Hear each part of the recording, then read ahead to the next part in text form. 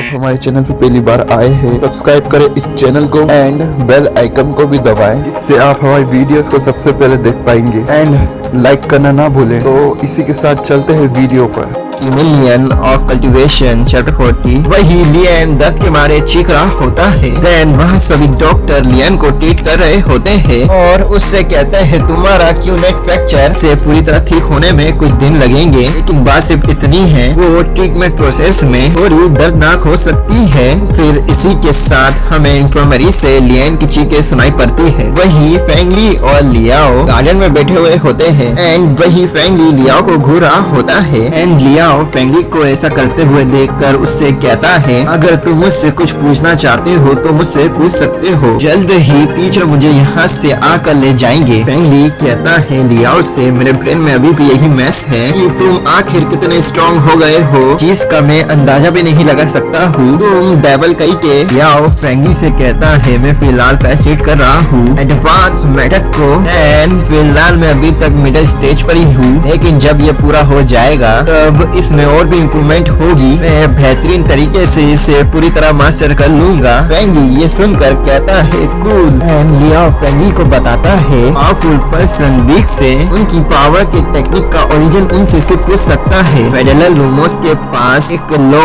Unregistered है, L कहा जाता है बूट के बॉटम में and one cultivation method martial art. इसका मतलब ये नहीं है फेडरल आर्मी जैन ट्रूप्स से एक बेस पर हमला करवा सकती है, उन्हें फोर्सफुली प्रेशराइज करते हुए उनसे उनके ट्रेजर्स ले सकती है, देन उनसे उनकी बुक को भी ले सकती है जिसमें उनके फंडामेंटल रूल्स है।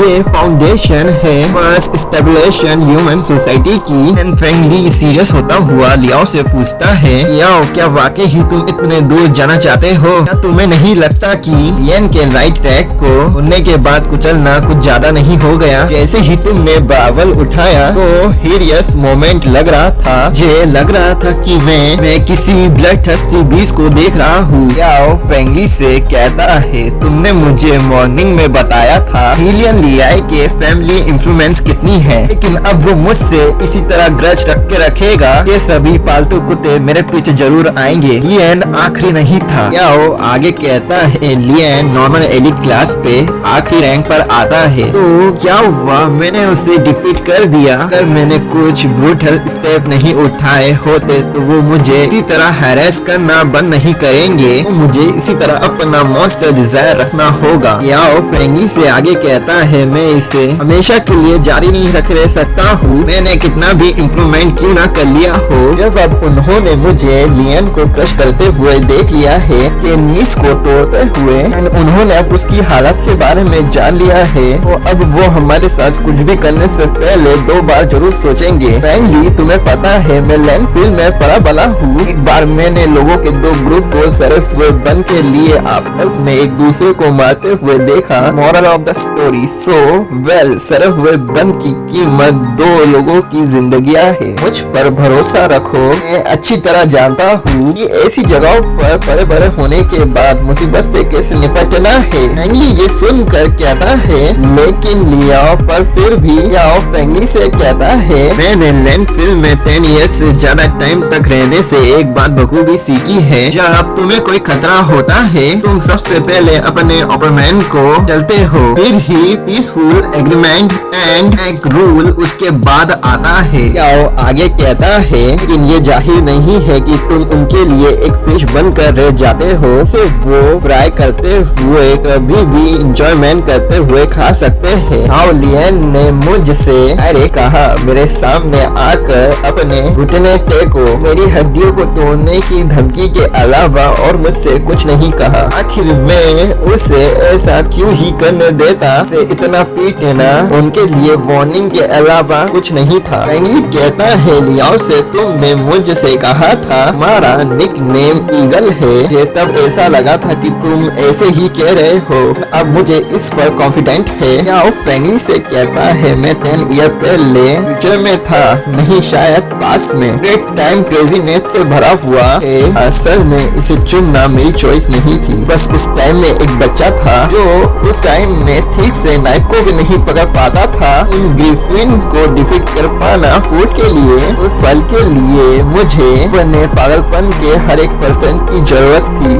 फिर मैं अपने डैड से मिला, फिर उन्होंने मुझे बहुत सी चीजें सिखाई, जैसे सोसाइटी में घुलना मिलना और लॉस को फॉलो करना। उनका इसके लिए शुक्रिया। मैं मेरे सेल्फ को उनकी वजह से जान पाया, लेकिन वो यहाँ से जा चुके हैं। फिर मुझे अपने इंस्टिंक्ट पर चील की तरह भरोसा रखना पड़ा। फ्रैंकी लियाओ से कहता है, आई अंडरस्टैंड, मैं इसे समझता हूँ, समझ सकता हूँ कि तुम्हारे पास और कोई चॉइस नहीं थी, लेकिन सभी तुम्हें घमंडी की तरह देखेंगे। फिर लियाओ ये सुनकर फ्रैंकली से कहता है, घमंडी या ईगो एस्टिक, उन्हें जो चाहे वो कहने दो या कुछ भी। स्कैवेंजर्स को एक ही चीज पसंद है, स्कैवेंजर्स की लाइफ डे बाय डे। वो वही एक मोमेंट उनकी लाइफ का जब उनको प्राइसलेस ट्रेजर मिलता है, फिर उनका नेक्स्ट पार्ट ग्लो अप होने का होता है। सो फिर लोग भी तुम्हें पसंद करने लगते हैं, फिर तुम्हारी हैबिट शो ऑफ करने की हो जाती है जब तुम्हें इससे अभी खर्च करने की जरूरत नहीं है।